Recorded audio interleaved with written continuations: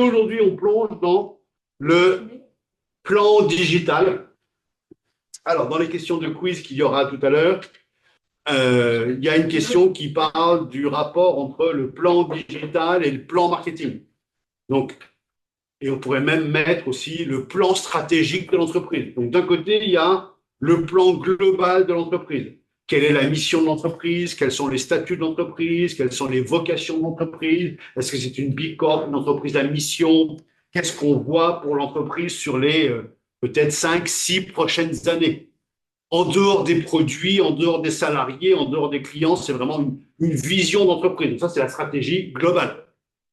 Après, il y a la stratégie marketing qui commence toujours par une grosse partie analyse qu'on n'a pas dans le plan digital. C'est une différence entre le plan digital et le plan marketing. Le plan marketing commence par une grosse partie analyse. Analyse des clients, analyse de la concurrence, analyse technologique, analyse des lois en vigueur, analyse des parties prenantes, analyse avec les matrices de Porter, les matrices BCG, les matrices ADL, les matrices McKinsey, les matrices Hands-off, etc., etc. Ça, c'est la première grosse partie du plan marketing. Après, dans le plan marketing, il y a la fixation des objectifs. Une fois que les objectifs sont fixés sur 2, 3 ans maxi, on va mettre en place les plans stratégiques et après les plans opérationnels. Et c'est au niveau des plans opérationnels qu'arrive, hop, le plan digital. Et puis après, dans le plan marketing, il y a toute la partie chiffrée, business plan, espérance de revenus, IS, donc IS, Income Statements, etc., etc. Le plan digital, lui, il n'est pas à échéance de 2 ans, 3 ans, il est à échéance de 9, 12 mois, pas plus. On ne sait pas ce qu'on fera sur Insta dans 9 mois. On ne sait pas ce qu'on fera sur Twitch dans 6 mois. On peut aller ailleurs, on peut changer de plateforme, on peut diversifier. Pour l'instant, on ne sait pas. On fait ce qu'on faisait, on a un plan digital, et dans 6 mois, il est possible qu'on fasse la même chose, mais réfléchissez bien, il est aussi possible qu'on fasse autre chose. On ne va pas faire l'Instagram toute notre vie.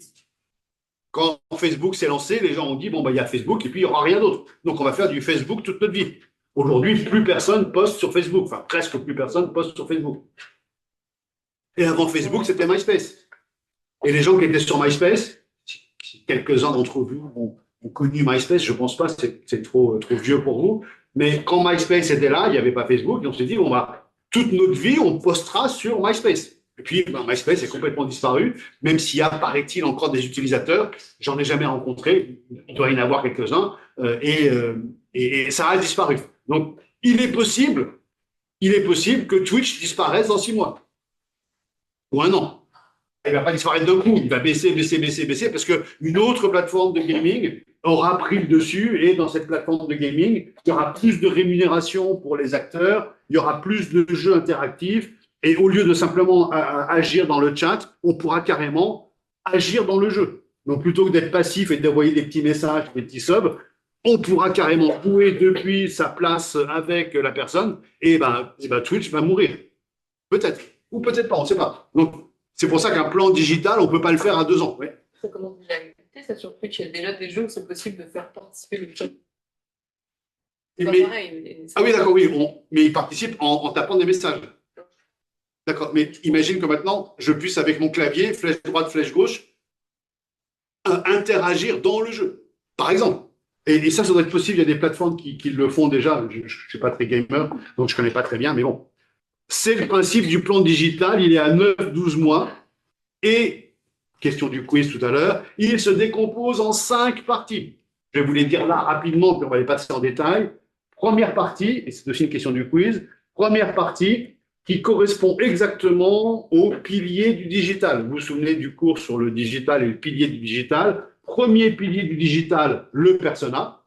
Persona, qu'on appelle aussi VOC, Voice of Customer. Donc, premier pilier du digital, le persona. Deuxième pilier du digital, le parcours client, le Customer Journey, avec les points de contact, les touchpoints. Et troisième pilier du digital, la data. Eh bien, le plan digital reprend ces trois piliers et en ajoute deux qui sont, et ce sera une question du quiz, qui sont simplement des extensions. Donc, première partie du plan digital, comme le pilier du digital, c'est le persona, la voice of customer, notre audience, pour qui on travaille, pour qui on fait quelque chose, et qui est cette personne. Et surtout, le plus important, je vais le répéter 3-4 fois, le plus important, c'est quels sont les problèmes de notre persona. Est-ce qu'il veut être diverti? Est-ce qu'il veut s'amuser? Est-ce qu'il veut se marrer? Est-ce qu'il veut apprendre? Est-ce qu'il veut être ému? Est-ce qu'il veut rencontrer quelqu'un? Quel est le souhait? Quel est le vœu? Quel est le problème du persona? Et je vais le répéter plusieurs fois, mais un persona ou une audience ou une cible ou un segment de clientèle qui n'a aucun besoin, il est heureux dans son travail, il est heureux dans sa famille, il est heureux dans son développement financier, il est heureux dans sa maison, il est heureux dans sa voiture. Il a besoin de rien, il est heureux de partout. Eh bien, mettez-vous ça en tête, cette personne, on ne peut rien lui vendre. Il a tout. Et sortez-vous de la tête cette expression, le marketing sert à créer des besoins. On ne peut pas créer des besoins. Si vous êtes quelqu'un d'introverti et que vous n'avez pas envie de rencontrer des gens dans votre vie, tout à fait logique, hein, c'est un peu mon cas, je ne vais pas vous créer le besoin de vous faire des amis. Non, vous n'avez pas envie. Donc, je ne vais pas vous dire, il faut que tu te crées des amis. Non, moi, je suis introverti, je suis tranquille, je n'ai pas besoin de rencontrer du monde. Donc, on ne peut pas créer le besoin à quelqu'un. Ce qu'on peut faire, c'est, par rapport aux besoins d'une personne, c'est lui apporter différentes solutions pour satisfaire son besoin. Donc, sortez-vous de l'esprit que la communication et le marketing peuvent créer des besoins. C'est faux. Donc, le premier point, c'est le persona, l'audience, la voice of customer, la fameuse expression VOC. Qui a fait de cette expression le mantra de son entreprise? L'expression est la suivante. Vous devez répondre en moins de 2 secondes. Customer obsession.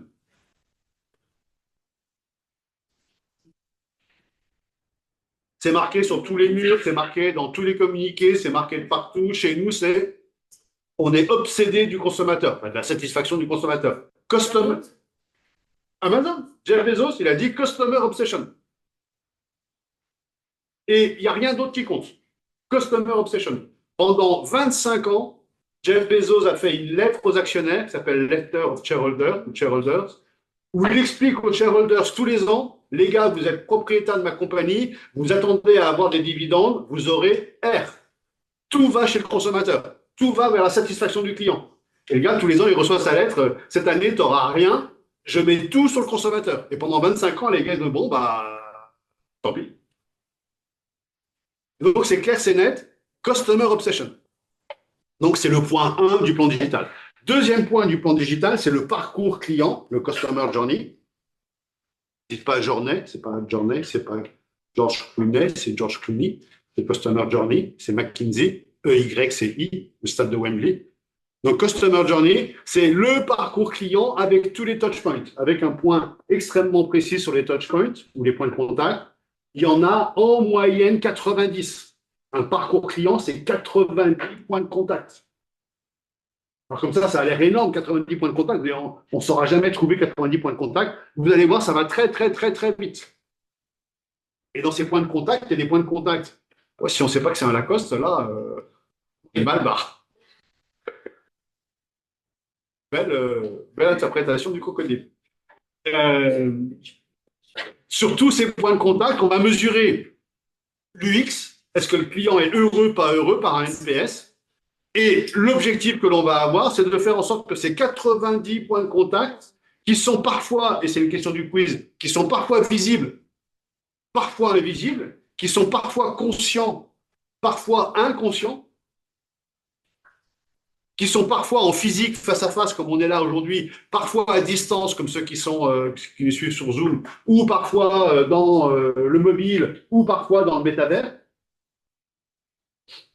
Eh bien, il faut faire en sorte que tous ces points de contact soient magnifiques, merveilleux, enchanteurs, sans couture, sans défaut, sans problème et qui soit extrêmement fluide. C'est l'objectif, c'est l'objectif du parcours client. Troisième étape des trois piliers du digital, c'est ce qu'on va appeler le MVP, Minimum Viable Product, ou la Value Proposition. C'est en fait, qu'est-ce qu'on propose? Et comme je vous l'avais dit, vous devez connaître le nom de cette personne qui a fait cette citation. Software is eating the world. C'était le premier cours qu'on a fait ensemble. Ça doit vous parler. Vous vous souvenez du nom de la personne? C'est l'inventeur de Firefox Mozilla. Il s'appelle Pardon, excuse-moi. Vas-y. Le nom n'est pas facile à dire, vas-y. Andreessen. Marc Andreessen. C'est lui avec d'autres copains qui viennent de racheter le TikTok US. Vous savez que TikTok a été divisé en deux, TikTok Monde et TikTok US qui est à part. Et Marc Andreessen a payé avec Larry Ellison, le patron d'Oracle. Ils ont payé pour avoir TikTok US. Donc TikTok US est une boîte US à part qui exploite TikTok, qui est en train de se casser la gueule, mais bon, ça c'est un projet. Donc, troisième point, c'est la value proposition. Quel prix vous proposez? Vous savez que dans le digital, tous les prix existent. Aujourd'hui, quand vous utilisez OpenAI, vous ne payez rien, ou éventuellement 20 euros par mois. Ça coûte, je vais dire 1000 fois plus parce que je n'ai pas d'ordre d'idée, mais à OpenAI, vous apportez le service qu'ils vous apportent, ça leur coûte 1000 fois plus que ce que vous payez. Mais ils ont décidé de faire gratuit. C'est pour ça qu'ils font des levées de fonds, c'est pour continuer à faire du gratuit. Donc quand vous utilisez OpenAI, vous faites une super affaire. Vous ne payez pas un truc qui vaut très cher. Moi, ce qui me désole et ce qui m'attriste, mais vraiment au plus haut point, c'est les gens qui utilisent OpenAI pour rien. Fais-moi un dessin de machin chose. Oh, il est beau le dessin, allez, on le jette. Fais-moi machin chose. Fais-moi un film sur Gemini, Nano Banana. Fais-moi un film où on verrait un dinosaure qui court, et puis une fois qu'on va le voir, là, super, et puis on le jette. Là, ça fait tourner les serveurs pour rien. Enfin, c'est utiliser l'IA, bien sûr, à 100%, mais pour des choses utiles qui remplacent votre temps de travail, qui vous font économiser une demi-heure. Là, l'IA, c'est génial, il faut l'utiliser, mais pour faire rien, pour faire des démos à la con, franchement, j'ai du mal pour tous ces gens qui font ça. Si on les faisait payer le prix normal, jamais ils mettraient même 3 euros pour faire un début de film stupide. Mais bon, ça, c'est un autre problème. Donc, le MVP, ou le Value Proposition, c'est qu'est-ce que je vois à l'écran, comment j'utilise, combien ça coûte, la fameuse fiche de pricing, avec une partie gratuite, une partie payante, une partie très chère, une partie entreprise, une partie business, peu importe, combien ça coûte.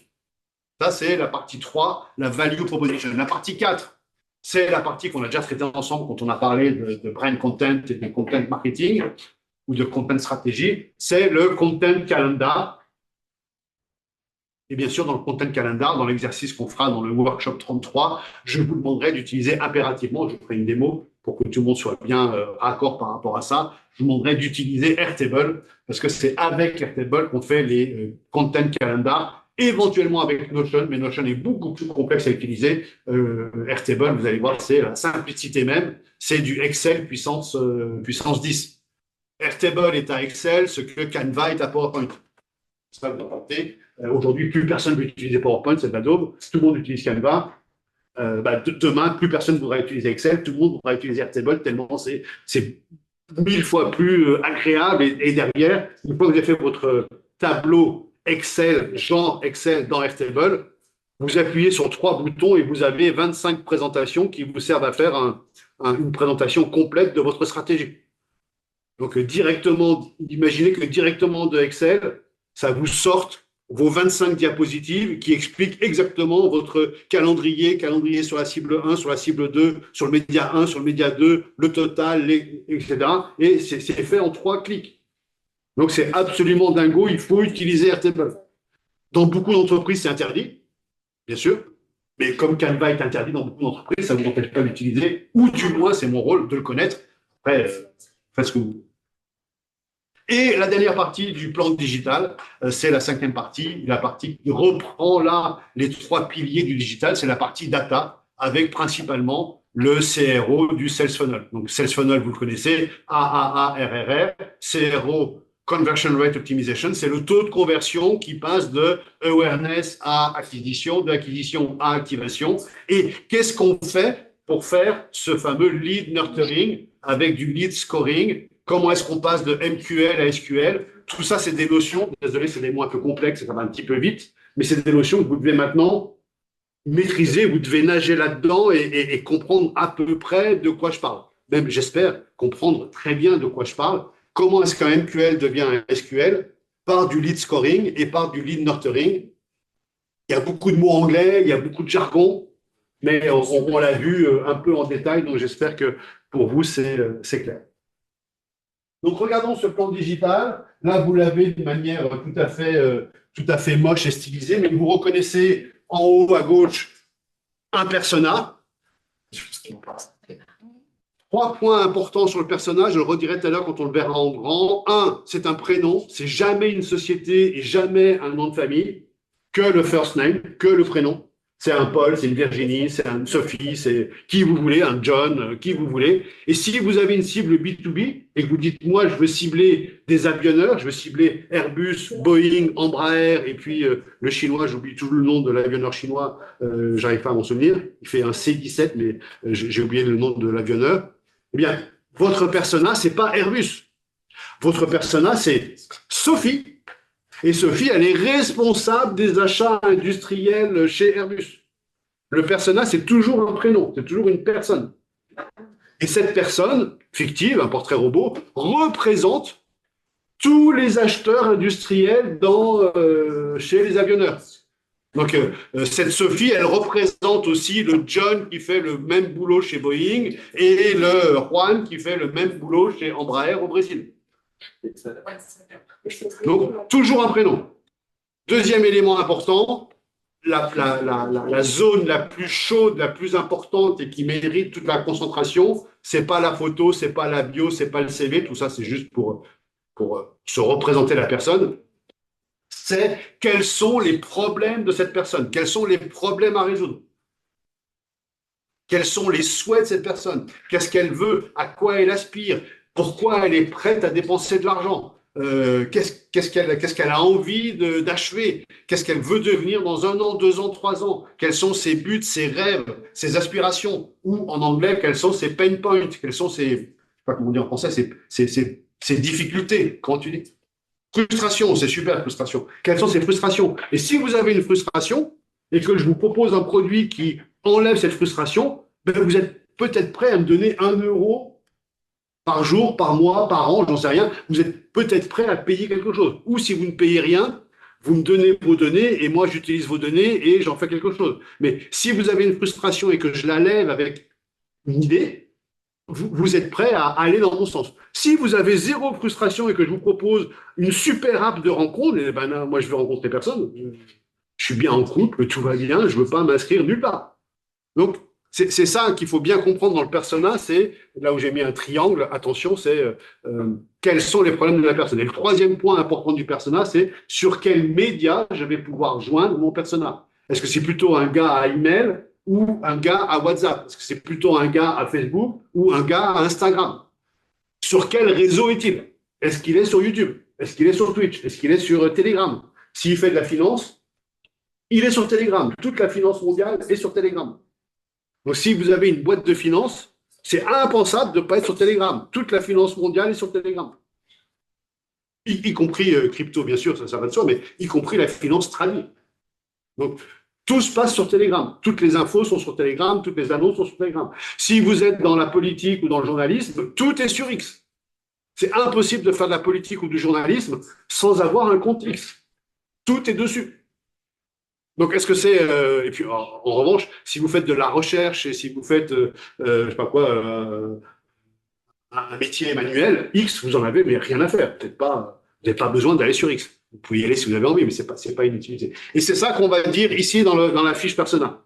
Quels sont les médias, quels sont les canaux de notre persona? Et donc, si on a le canal du persona, qu'est-ce qu'on va faire dans la partie contenu? Ben, on va utiliser ces canaux. Ça va de soi.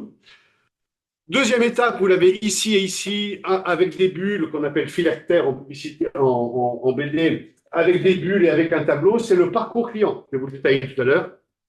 Je reprends parcours client pour vous dire qu'il y a des choses visibles. Quand le client appelle le service client et dit allô, bonjour, j'ai un problème avec tel produit, ça, c'est un point de contact.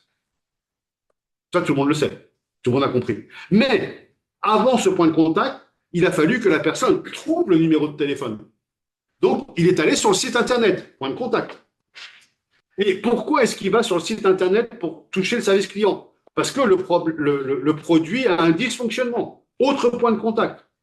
Et pourquoi le produit a un dysfonctionnement? Ben parce qu'il essaye de l'utiliser, il n'a pas trouvé de manuel, il l'a mal utilisé, ou il a utilisé, ou le produit est défectueux. Donc, autre point de contact. Et pourquoi est-ce qu'il a ce produit? Parce qu'un jour, il l'a acheté, autre point de contact. Et pourquoi est-ce qu'il l'a acheté? Parce qu'un jour, on lui en a parlé, autre point de contact. Et pourquoi est-ce qu'il l'a acheté? Parce qu'il a vu une pub Instagram et parce qu'il a vu un lien Google dessus. Donc, tout ça, ce sont des points de contact. Et avant d'appeler le service client, ça vous est tous arrivé d'appeler un service client, avant d'appeler le service client, on se dit, putain, il faut que j'appelle le service client. Point de contact.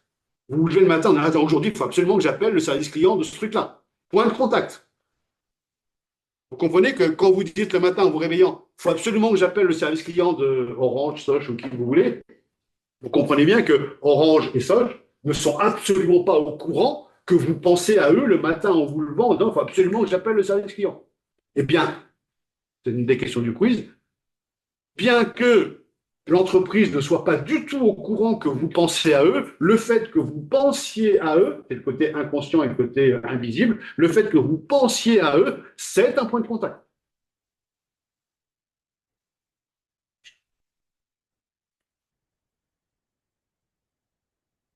Et le but de ce plan digital, c'est de faire en sorte que tous ces points de contact se déroulent extrêmement bien, que le client soit extrêmement satisfait, que le NPS soit au-delà de 85, que tout soit merveilleux, fantastique et un peu dans un monde enchanteur, ce soit quelque chose de merveilleux, magnifique. Et bien sûr, c'est pas possible, mais c'est le but à atteindre. Donc, et après, on a la mise en place, le content calendar et puis les actions qu'on va mettre en place. Pour faire ce plan digital, il y a plein de prérequis, mais qu'on a déjà fait ensemble. Le premier, c'est les trois piliers du digital, je vous les rappelle, persona, parcours, data. Et puis, il y a bien sûr toute l'UX, tout le sales funnel, etc., etc. Donc tout ça, on l'a déjà fait dans les cours précédents, donc on va l'appliquer dans ce cours-là et on va l'appliquer au service d'un workshop, qui est le workshop 33, qui est extrêmement complexe. Attention, c'est une proposition de produit en SaaS qui fait une API, qui utilise l'IA et qui va résoudre un problème mondial. Donc vous allez faire du SaaS, software as a software, software service as a software, non, software as a service, pardon. Vous allez faire du API. Donc API, c'est le mot clé fantastique, hyper important dans l'informatique que vous devez absolument connaître. Même si vous ne voulez pas travailler dans l'informatique, vous êtes obligé de savoir ce que c'est qu'une API parce que ça revêt aujourd'hui des importances dingues. Et avec l'IA, et avec les MCP, et avec l'IA agentique, les API revêtent encore plus d'importance qu'elles n'ont depuis les années 2000. Depuis les années 2000, les API, c'est le passage obligatoire de l'informatique. Toute informatique doit passer par des API. J'expliquerai ça quand je vous ferai le briefing sur le cas. Donc, ceux qui ne sont pas très techniques, ceux qui sont un peu frileux par rapport à la technique, ça va être un petit peu difficile de vous mettre dans le cas parce qu'il est effectivement très technique. C'est du B2B2C. Donc, il va y avoir une cible B2B, une cible B2C, un SaaS à mettre en place, des API à expliquer et tout ça, ça fait fonctionner des IA qui vont apporter des services.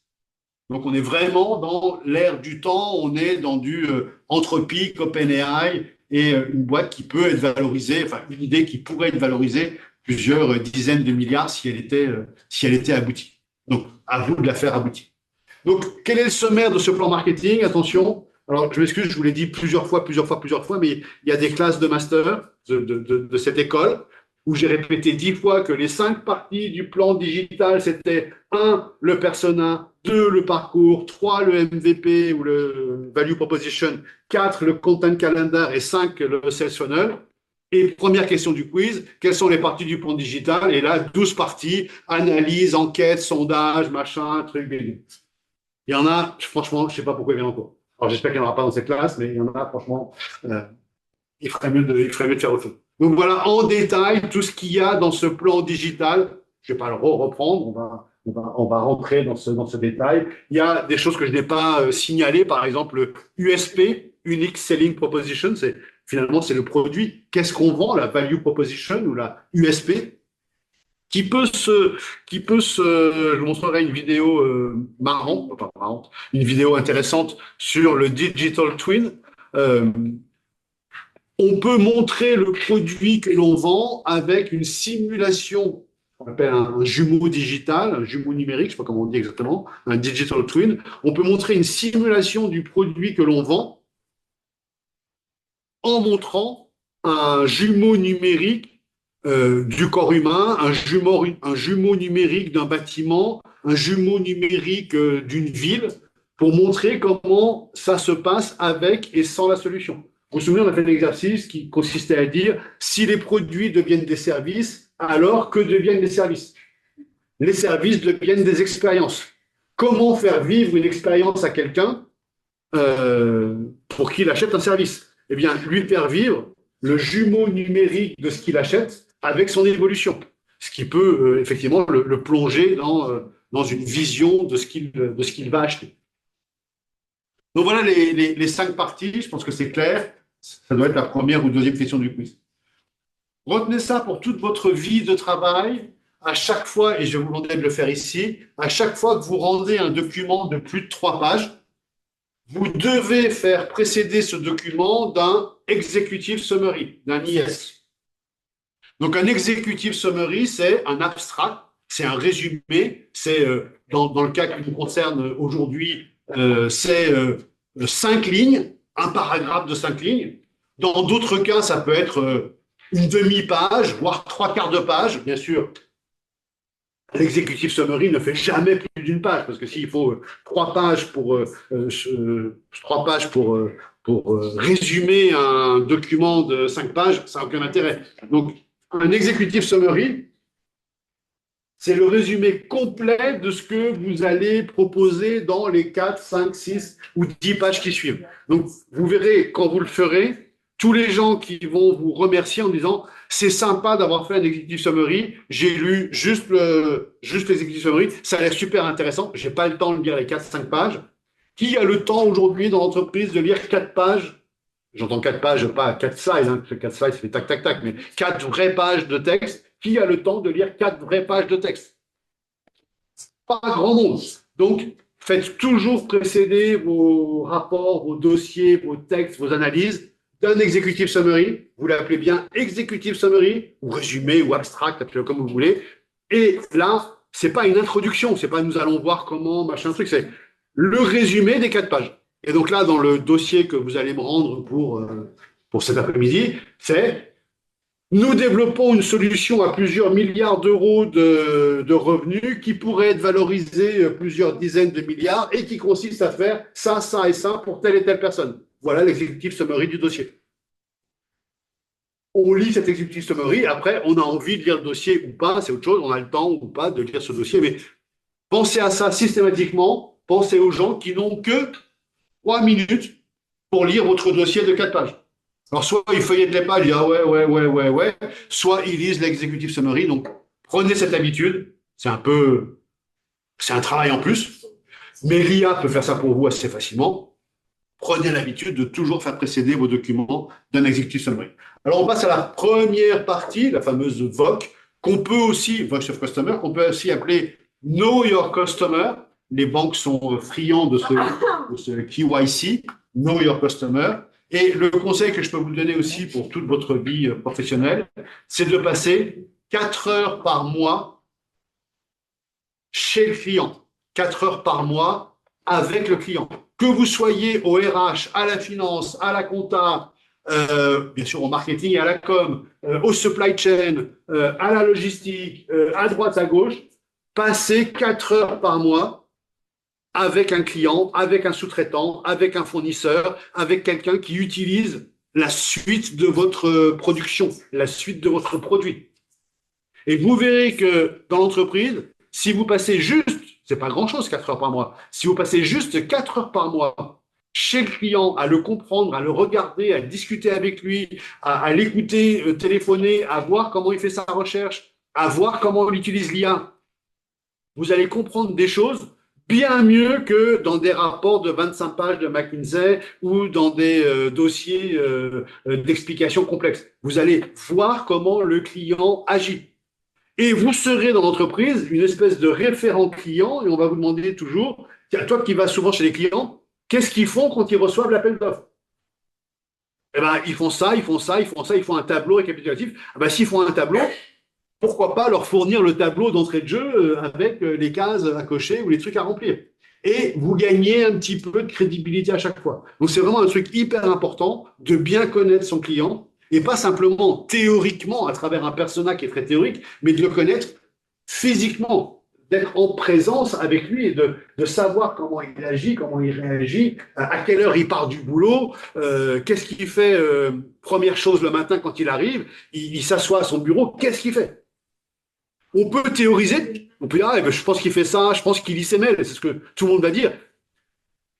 Mais peut-être que votre client, lui, première chose, il fait autre chose que lire ses mails.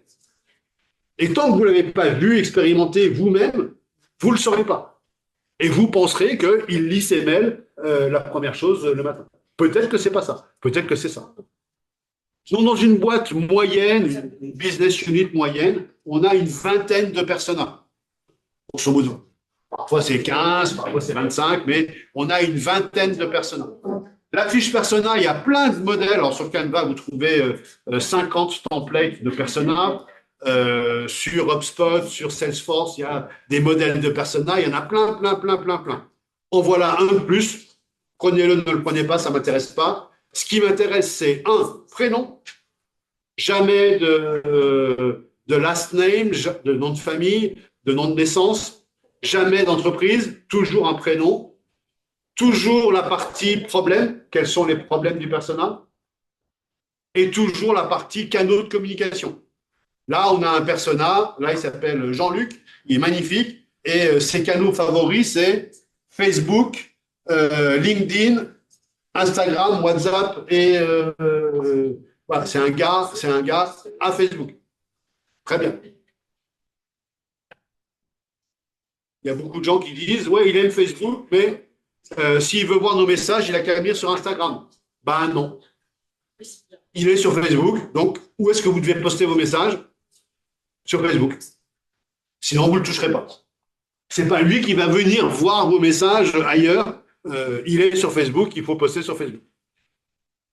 Donc, plein d'autres choses. Si vous avez du mal à remplir les besoins, attentes, frustrations, la carte d'empathie existe. Vous savez comment elle fonctionne, on ne va pas développer, on a déjà parlé de ça. Et puis, dans ces 20 personas, il va y avoir le 1 ou 2 ICP, Ideal Customer Profile. C'est le persona le plus important qui fait 20, 25, 30% du chiffre d'affaires. C'est vraiment lui le plus important. Ou c'est le plus important pour aujourd'hui, ICP, Ideal Customer Profile. Bon, c'est aussi du account-based marketing pour le ABM. C'est quel est le persona le plus important qui représente le plus d'enjeux pour l'entreprise, le fameux ICP. Donc là, dans le cas qu'on va faire ensemble, il n'y aura que 2 personas, un B2B, un B2C, il n'y aura pas de ICP. Mais dans vos entreprises, si vous avez une quinzaine de personas, vous devez dire lequel est le plus important de tous ces personas. Donc, je pense que vous avez déjà fait de nombreux cas avec de nombreux personas, donc je ne développe pas plus. Je voulais juste vous signaler ces points importants. Vous avez d'autres infos dans les slides. Je ne vais pas les développer. Deuxième point, le fameux parcours client. On revient sur le parcours client avec toujours la partie visible. Il appelle le service client, c'est la partie visible, et la partie invisible. Il cherche le numéro de téléphone, il se dit tous les jours, il faut que j'appelle le service, il faut que j'appelle le service, etc., etc. Et des parcours clients, peut-être que vous avez déjà vu ce type de parcours client, c'est complètement irréaliste et stupide. Avoir un parcours client de 2009 à 2026 avec juste 6 points, ça n'existe pas, ça. C'est juste une affabulation ou une simplification. C'est minimum une quarantaine de points. Vraiment, c'est minimum, minimum, minimum. dans le cas qu'on fait ensemble pour aujourd'hui, je vous en demanderai une quinzaine, pas plus, mais ça va assez vite les points de contact, une quarantaine de points de contact. En réalité, c'est plutôt une centaine. Ça, c'est un parcours client. Mais vous voyez qu'il y a des points rouges pour le physique, il y a des points verts pour ce qui est à distance, il y a des points web, mobile.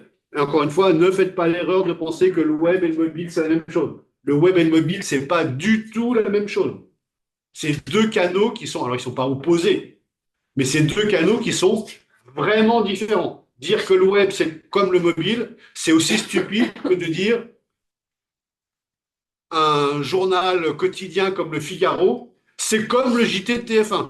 Ben non, vous comprenez bien que le journal Figaro, c'est pas comme le JT de TF1, même s'il y a les mêmes informations dedans.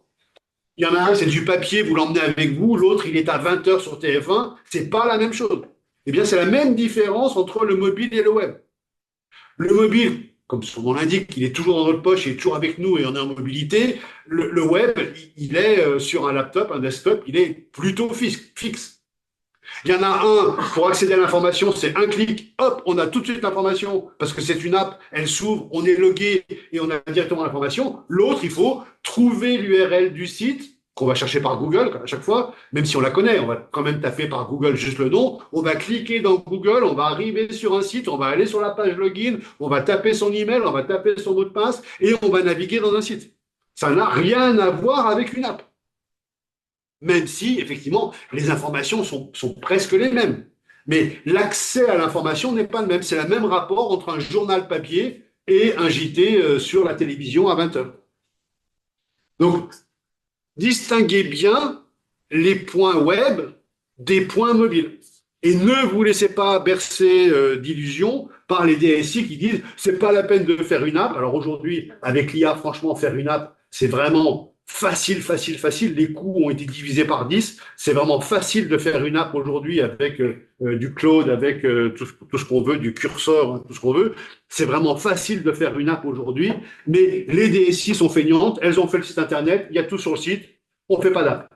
Eh ben, c'est complètement stupide. Complètement stupide.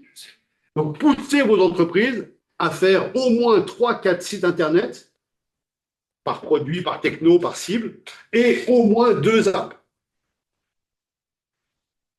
sais pas si on arrivera, mais en tout cas, c'est hyper important. Et puis d'autres points de contact dans le social, dans le métavers, comme je vous l'ai dit, invisibles par la pensée, invisibles par l'expérience elle-même du produit. Tout ça, ce sont des points de contact. Donc, il y en a une centaine. Mais quand on fait le détail, on voit que ça va très très vite. On les fait très très vite, les points de contact. Donc n'oubliez pas, c'est différent. Le but est d'avoir une UX parfaite sur chacun des points de contact.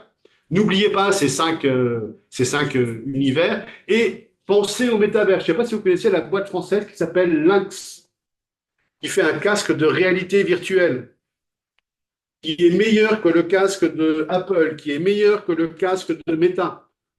Boîte française qui va vendre des centaines de milliers de casques de réalité virtuelle. Enfin, plutôt de mixed, je ne sais pas comment dire en français, de mixed reality, de réalité mixte. On dit comme ça? Réalité mixte ou réalité augmentée? Je sais pas, de MR, mixed reality, c'est ça le vrai nom, de MR. Eh bien, avec ces casques de réalité mixte, on rentre dans un métavers et pour la formation, pour la mise en situation, pour le jumeau numérique, pour des centaines de choses, c'est hyper utile. Soigner des gens avec un casque de réalité virtuelle pour leur montrer ce que fait un médicament dans leur organisme, ce que fait un exercice dans leur organisme, ce que fait différentes choses, ils le voient réellement, ils le ressentent réellement et ce qu'on appelle la compliance ou l'observance, le fait de prendre un médicament se trouve multiplié par 2. Imaginez si tout le monde prenait toutes les médications qui sont prescrites.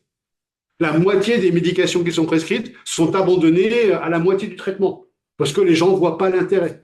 Si je vous mets un casque de réalité virtuelle et que je vous montre l'intérêt de la prescription, ben vous allez aller jusqu'au bout. Et c'est ça, c'est du métavers. C'est un genre de métavers. Pareil sur le gaming, c'est un genre de métavers. Et il y a plein de choses qui peuvent se passer sur le gaming. Donc n'oubliez pas ce côté métaversique, même s'il est aujourd'hui embryonnaire et tout le monde se moque, et tout le monde s'est moqué de Mark Zuckerberg qui a rebaptisé Facebook en méta, comme métavers. Néanmoins, il est visionnaire, mais à un peu trop long terme. Donc, effectivement, aujourd'hui, le métavers ne paye pas. Le métavers a plein de défauts, mais c'est vraiment un canal que vous devez prendre en considération, au moins pour le e-sport et le gaming, ce qui est le minimum des choses, et très certainement pour beaucoup plus de sujets. Donc, ce que je vous demande de faire par rapport à ça, c'est vous avez deux personas, un B2B, un B2C. Donc, il y aura deux parcours, un parcours B2B, un parcours B2C. Et je vous demande de remplir ce premier parcours pour le persona B2B et ce premier parcours pour le persona B2C. Qu'est-ce qu'on a? Là, on a le premier point de contact. Il fait ta ta ta ta ta ta ta ta ta. Le deuxième point de contact, blablabla, blablabla. Troisième point de contact. Et on en fait, vous pouvez le faire sur 10 jours, sur 15 jours, sur 20 jours, peu importe. On a une quinzaine de points de contact. Attention, regardez bien. Donc ça, c'est le parcours client, on va dire, romancé, storytellisé, imagé. Ça, c'est le parcours client. Et il faut transformer ça en tableau. Donc là, vous avez le premier point de contact ici, que vous redécrivez brièvement. Et vous dites si le client est content, pas content. Et vous dites surtout dans cette case-là, qu'est-ce que vous envisagez de faire pour transformer ce point de contact en UX super réussi? Et deuxième point de contact, c'est la deuxième bulle qu'il y avait sur le graphique précédent. Deuxième point de contact, blablabla. Bla, bla, bla. Le client n'est pas content du tout de ce deuxième point de contact. Tout à l'heure, je vous demanderai d'utiliser un logiciel qui s'appelle Marvel. Point de contact avec Marvel. Cherchez-moi le logiciel Marvel pour faire du prototypage sur Google. Vous ne le trouverez jamais parce que bien sûr, Marvel, c'est autre chose. Donc, point de contact, pas content, je ne trouve pas Marvel sur Internet. Et des gens me disent, mais ça n'existe pas. Si, juste, il ne s'appelle pas Marvel, il s'appelle Marvel App. Donc, il faut taper Marvel App, et là, on trouve Marvel, le logiciel qu'on va utiliser tout à l'heure, qui est un remplaçant, enfin pas un remplaçant, qui est un petit logiciel. Le logiciel à utiliser, c'est Figma, mais comme Figma est un peu complexe, il est cher et difficile d'accès. Ceux qui utilisent déjà Figma, ben vous continuez sur Figma, c'est très très bien, ne changez rien. Ceux qui ne connaissent pas Figma, ben commencez par Marvel, c'est une bonne manière de commencer. Mais donc si je vous dis, trouvez-moi le logiciel de prototypage Marvel sur Internet, pas content, vous n'allez pas le trouver.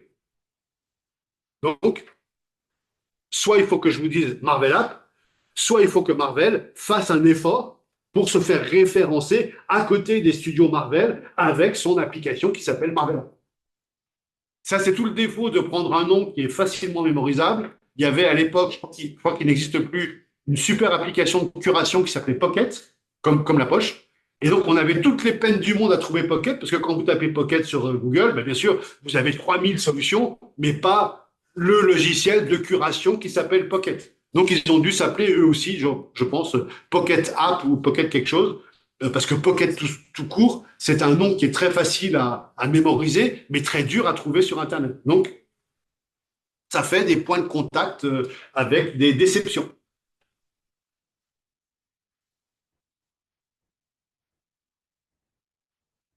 Donc, premier tableau en B2B, quels sont les 15 points de contact et surtout ce qui m'intéresse, est-ce que le client est content, pas content et surtout, qu'est-ce que vous faites pour modifier ce mécontentement du client vers quelque chose qui va le rendre heureux. Le but, c'est que tous les points de contact soient avec une UX maximum, un NPS maximum et que le client soit hyper content de tout ce qu'on fait. Troisième point du plan digital, le fameux point value proposition, prototypage, pricing. Ça, c'est ce qu'on vend réellement. Alors, comme je vous disais il y a 2 minutes, si vous connaissez Figma, vous le faites sur Figma, c'est génial, ça marche hyper bien, c'est le meilleur logiciel, c'est fantastique, c'est génial. Si vous ne connaissez pas Figma, vous le ferez sur Marvel, donc voilà Marvel. Mais vous comprenez que Marvel ne devrait pas s'appeler Marvel, il devrait s'appeler Marvel App, parce que Marvel, vous ne trouverez jamais. Donc Marvel App, ils font du prototypage, ils font du wireframing, je ne sais pas comment on dit wireframing en français, fil de fer, c'est pas très clair. Et sur ce logiciel, vous allez exprimer à travers une fiche de prix. Quand on vous dit utilisez tel logiciel, le premier onglet que vous ouvrez, c'est pricing, pour voir combien coûte le logiciel. Parce que s'il n'y a pas de version gratuite et s'il faut mettre sa carte bancaire d'entrée de jeu, bah, vous passez votre chemin, vous ne l'utilisez pas. S'il y a une version gratuite qui permet de faire plein de choses et qui permet de tester sans carte bancaire pendant 2-3 mois, bah, pourquoi pas vous y allez. Donc, c'est vraiment la première page qu'on regarde quand on va sur Internet avant de se lancer dans un apprentissage, parce que tout logiciel a une courbe d'apprentissage. C'est dur d'apprendre à se servir d'un logiciel. On ne va pas apprendre à s'en servir pour s'apercevoir qu'il faut payer 10 balles par mois. Là, on se dit, bah, j'ai appris pour rien finalement. Donc, avant d'apprendre, avant de rentrer, on regarde le notion de pricing. C'est pour ça que je l'ai mis ici en value proposition. Donc, vous ferez l'exercice sur Marvel. Je vous ferai une démo, bien sûr, pour que vous soyez parfaitement au point. Et si vous avez l'accès à la suite Adobe, vous pouvez le faire avec XD, qui marche très très bien. Moi perso, j'aime pas la boîte Adobe. Je trouve qu'ils ont une politique commerciale déplorable. Ils vendent des produits très très très très chers avec un abonnement très contraignant pour pas grand chose, puisqu'on trouve la même chose que tous les produits Adobe en gratuité de partout. Donc en gros, Adobe vend des trucs payants très chers qui sont gratuits ailleurs. Et il y en a qui sont contents de payer 500 € par mois chez Adobe. Donc bon bah allez-y. Moi c'est pas ma cam, j'aime pas ça. Il y a d'autres logiciels qui permettent de le faire. Là j'ai oublié de mettre Notion. Donc bien sûr on peut faire tout ça sur Notion, sur Miro, sur Canva si on veut. Bon, le meilleur logiciel c'est Figma, mais je vais pas vous demander de l'utiliser parce qu'il est un peu complexe et en plus il est payant. On arrive à un MVP, donc le MVP, c'est le Minimum Viable Product qui permet de quasiment tester ce que l'on fait là, ensemble, avec bien sûr la notion de prix. Parce que si je vous dis que j'ai la solution pour un problème que vous avez, mais que la solution, elle coûte 1 000 € par jour, bah, c'est bien, mais vous n'allez pas la prendre. Donc, c'est pour ça que le prix entre dans le MVP. Parce que si je vous propose une solution pour un problème qui est très cuisant pour vous et je vous dis c'est 1 € par jour, vous pouvez hésiter. Si je vous dis c'est 1 € par mois, vous dites, ah, pour solutionner ce truc-là, ça me fait vraiment, c'est pénible et tout, 1 € par mois, pourquoi pas? Mais si je vous dis c'est 1 000 € par jour, bah, vous ne prenez pas.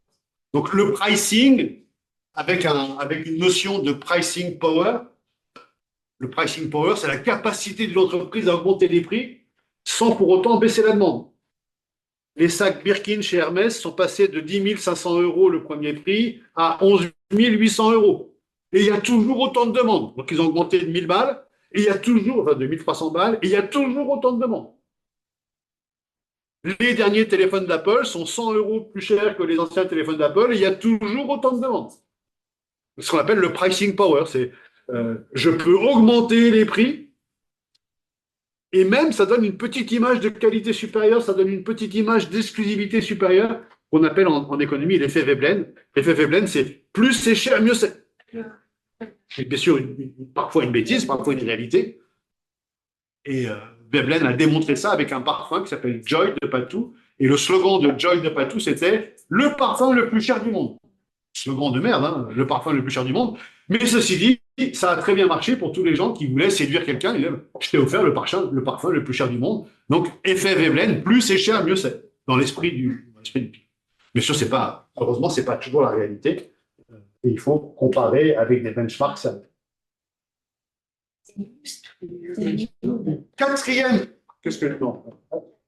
Quatrième partie, le content calendar. Donc là, c'est qu'est-ce qu'on va faire? Alors, techniquement, en termes de nombre de pages dans le dossier, première page, le titre et le executive summary. Deuxième page, persona 1, B2B. Troisième page, persona 2, B2C. Quatrième page, parcours du persona 1. Cinquième page, parcours du persona 2. Sixième page, le lien vers Figma ou vers Marvel pour faire le MVP.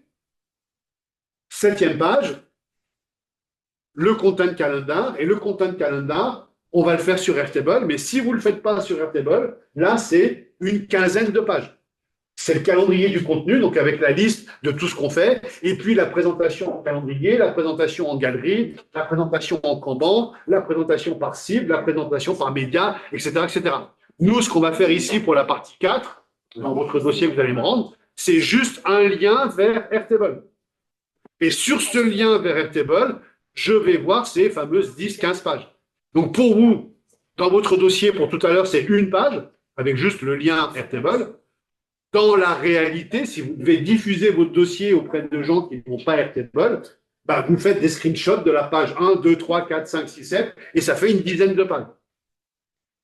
Parce qu'on va vouloir savoir dans votre calendrier de contenu, donc moi je vais vous demander d'avoir au moins une trentaine d'actions, et puisqu'on a 30 actions et deux personas, un B2B et un B2C, vous vous doutez bien qu'il va y avoir, c'est pas égal, hein, bien sûr, c'est jamais égal, mais une quinzaine d'actions pour le persona B2B et une quinzaine d'actions pour le persona B2C.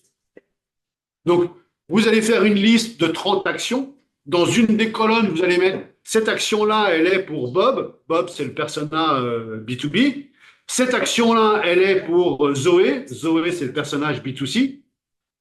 Et vous allez faire un listing comme ça, un tableau Excel. Hein. Et après, vous allez faire un abstract de ce tableau Excel, une nouvelle vue avec uniquement Zoé, uniquement Bob.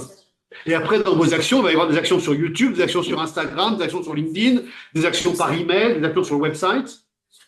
Et après, vous allez faire un abstract en disant, voilà notre plan YouTube, voilà notre plan Instagram, voilà notre plan email. Et ça, sur Airtable, vous pouvez le faire en 2 clics à chaque fois. Donc, vraiment, Airtable, c'est la solution. Notion aussi, c'est un peu plus compliqué sur Notion, mais Airtable, c'est vraiment la solution pour ça. Et vous allez distinguer aussi, puisque le contexte est important, dans quel contexte nous sommes. Est-ce que par rapport au persona B2B, nous sommes dans le contexte d'un moment où il veut se renseigner, want to know, ou est-ce qu'il est dans un contexte d'un moment où il veut acheter notre solution, parce que vraiment, il trouve que notre solution, elle est canonissime et il veut vraiment l'acheter, donc il est dans un contexte want to buy, et donc vos actions de communication vont dépendre du contexte dans lequel vous pensez que se situe votre persona. Donc, il faudra faire une colonne contexte avec want to buy, want to know, want to go. Dans le cas qu'on va traiter ensemble, il y a beaucoup de want to go parce que c'est un contexte de déplacement. Et donc, vous direz dans quel contexte. Donc, retenez, dans votre tableau de content calendar, il y aura une colonne qui va s'appeler contexte. Vous voulez, c'est pas grave. Mais dans ce contexte, il y aura 5-6 options. Est-ce que c'est un moment où le client veut, est-ce que c'est un moment, je vais continuer en anglais, want to have fun, want to be entertained, want to meet, want to, je sais pas quoi, want to dance, ou whatever, peu importe. Mais vous devez tenir compte des moments et des contextes qui sont ici. Bien sûr, vous connaissez le poème, je ne vais pas le refaire ici, paid, on, earn. Mais vous devez dire, pour un post Instagram, si vous le mettez en P, en O ou en E. En P, c'est-à-dire c'est un post Instagram que vous allez sponsoriser. En O, vous allez juste faire un post, genre une story qui s'adresse à votre fanbase, les gens qui vous connaissent déjà. Ou c'est un post carrousel qui compte faire du partage et du share. Donc pour chaque action, vous devez dire si c'est du P, du O, du E. Donc, vous aurez une colonne dans votre Airtable, vous aurez une colonne poème et vous mettrez paid, own, earn. Et vous choisirez action par action si c'est du paid, du own, du earn, etc., etc. Donc, voilà à quoi ressemble Notion. Je vous ferai une démo tout à l'heure pour que tout le monde puisse utiliser Notion correctement. Et donc, bien sûr, pas Notion sur Airtable. Et bien sûr, vous aurez ensuite un calendrier à présenter. Il va se faire automatiquement dans Airtable. Vous aurez un tableau par persona à présenter. Ça va se faire automatiquement, etc., etc. Donc voilà, Airtable classique, le budget. Bon, je vous fais grâce du budget. Et dernière partie, on va passer rapidement là-dessus. Le data driven. Bien sûr, qui dit digital dit data. Dès qu'on fait un truc digital, il y a des data. Votre rôle, c'est 1, de le savoir. 2, de collecter les data. 3, d'analyser ces data. Et 4, de prendre des décisions en fonction des data. Vous avez un taux d'ouverture d'email qui est à 0,1%. Déjà, il faut le savoir. Donc, il faut préparer les données pour qu'on vous donne le taux d'ouverture de votre emailing. 2, il faut récupérer cette data. Et 3, il faut faire un rapport de conscience en disant 0,5% de taux d'ouverture, c'est nul. Donc, nos emails sont merdiques. Donc, il faut changer notre politique d'emailing. Soit il faut changer d'ISP, Email Service Provider, soit il faut changer de titre, soit il faut changer de... Allô? Il faut changer quelque chose. Donc, c'est ça le data-driven. C'est, on est tout droit. On est piloté par la donnée. C'est pas, ah, j'ai adoré le dernier emailing. On s'en fout que tu as adoré le dernier emailing. Quel est le taux d'ouverture? Quel est le taux de rebond, le bounce rate? Quel est le taux de clic?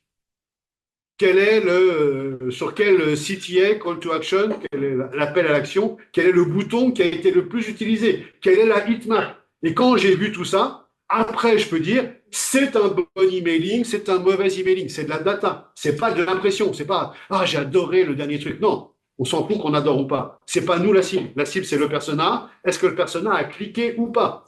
Est-ce qu'il s'est engagé ou pas? Est-ce qu'il a liké notre post ou pas? Même si le post est génial, s'il ne l'a pas liké, c'est nul. On recommence, on fait autre chose. On change d'agence, on change de photographe, on change d'IA, on change de direction artistique, on change de tonalité, on change quelque chose. Et je vous conseille tous de liker des posts sur le défilé Dior qui a eu lieu au musée Rodin avec un plafond de fleurs qui sont absolument fantastiques. Donc, data-driven, on doit être data-driven. Donc, ça veut dire qu'il faut...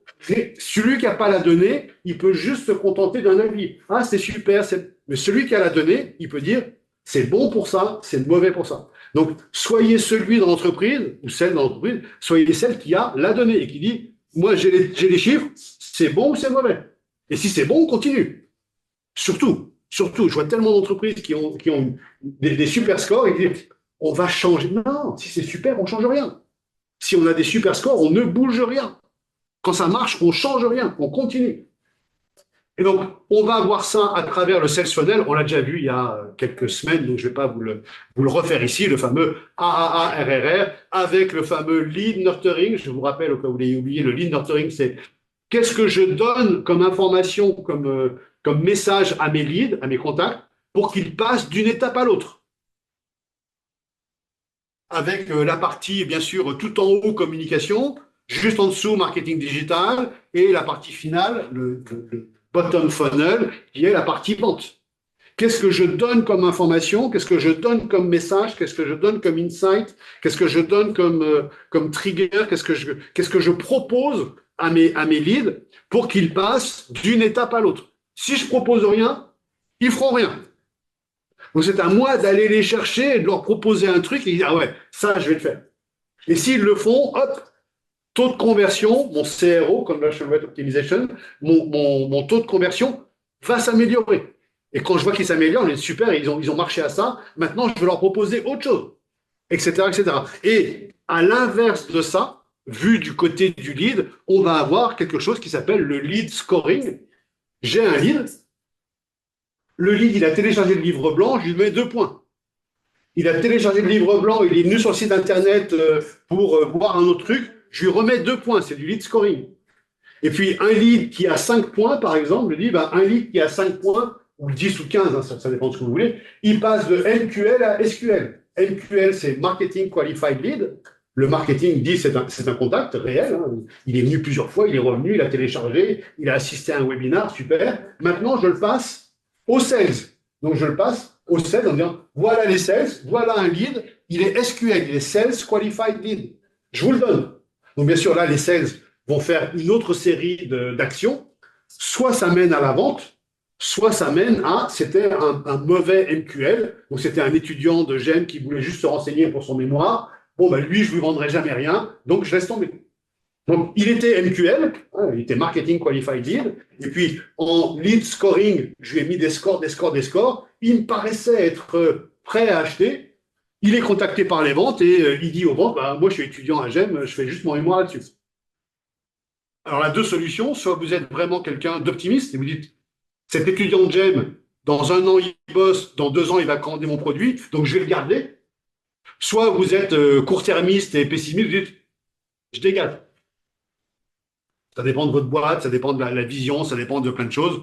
Moi, je serais plutôt optimiste en disant, c'est un étudiant, demain il travaillera dans mon secteur, donc je vais faire en sorte que le premier fournisseur à qui il commande quelque chose, ce soit moi, et qu'il se souvienne que je l'ai bien traité quand il était étudiant, je l'ai invité à un truc, je lui ai envoyé une la doc hyper importante, il a pu faire son mémoire tranquillou, il va se souvenir de moi. Quand il bossera, il passera éventuellement par moi s'il est dans ce milieu-là. Moi, je suis plutôt partisan de ça. Donc, vous avez toutes les infos on l'a fait il n'y a pas longtemps sur le sales funnel. Je vais pas développer. Ça reprend toutes les infos. Monsieur, Oui. vous avez dit que télécharger le livre blanc, c'est des MQL, c'est ça? Parce que... Oh, ça va dépendre. Ça va dépendre. Ça peut être les deux. Monsieur. C'est plutôt MQL, c'est plutôt du marketing digital. Maintenant, si le livre blanc est quelque chose qui vous aide à faire un appel d'offres, ce sera plutôt SQL. Mais c'est vraiment les frontières. Moi, j'ai mis comme ça marketing, communication, sales. C'est plus flou comme frontière. Mais globalement, c'est plutôt effectivement plutôt marketing digital.